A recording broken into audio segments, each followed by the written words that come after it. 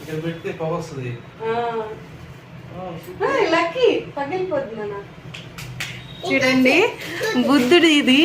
మా ఆయన ఎప్పుడు ఈ ప్రశాంతంగా ఉండాలి లైఫ్లో అని చెప్పి ఇది ఇచ్చాను అనమాట.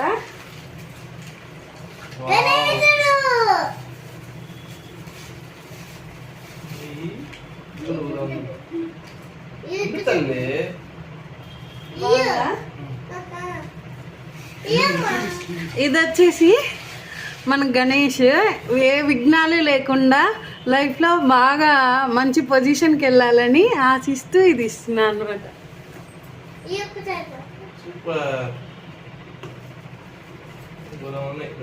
ఎలా ఉన్నాయి?